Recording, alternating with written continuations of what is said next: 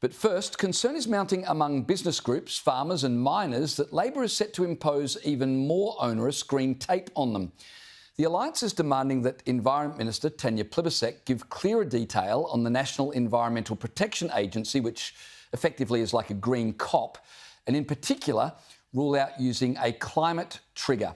The fear is that Labor could use the creation of a climate trigger as a bargaining chip with the Greens to get legislation over the line, and that could spell the end for so many of the industries that our national prosperity is built upon, not to mention undermining the government's own Made in Australia agenda.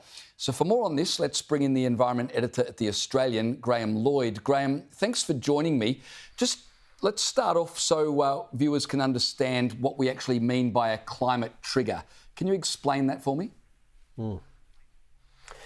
Good evening, James. A climate trigger is an opportunity for the regulator or the government to look at the climate impact of any project in terms of what it would do to Australia's carbon dioxide emissions or other issues that are considered within that package of climate impacts. As things stand, the federal government has quite limited role in deciding major projects under the EPBC. They're confined to things such as World Heritage listings and other things that are federal responsibilities, not states.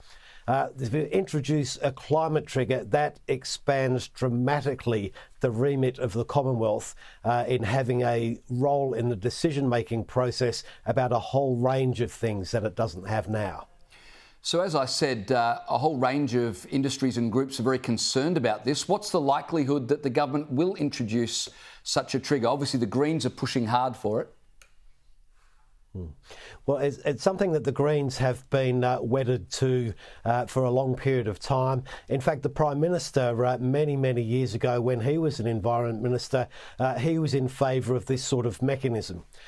Since then, the advice is that these matters in terms of climate impact are taken care of in other ways. But the Greens are going to bargain very hard, and it's a real test for the Albanese government whether it will cave into the Greens' demands, given the loss of votes over to the left and the competition with the Greens that's building for the next election.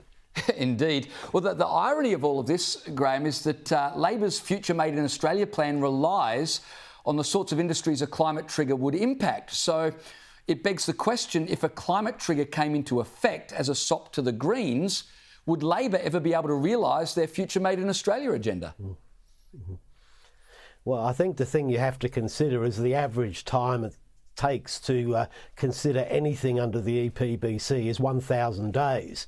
And if you have a situation where practically anything can be referred for review, it'll gum up the works right the way through, and it's a lot more than the Future Made in Australia will have to be worried about. Just before I let you go, the CEO of Transgrid, Brett Redman, he sought to ease concerns when it comes to the expansion of New South Wales transmission grid. Thousands of kilometres of wires need to be rolled out to connect renewable energy projects, but the company's projects are facing cost blowouts and delays. Now, I reported on Monday that a $2.3 billion energy cable connecting New South Wales and South Australia is facing budget blowouts and taking longer than expected. The Spanish contractor reportedly is late paying its bills and has been so for the past year.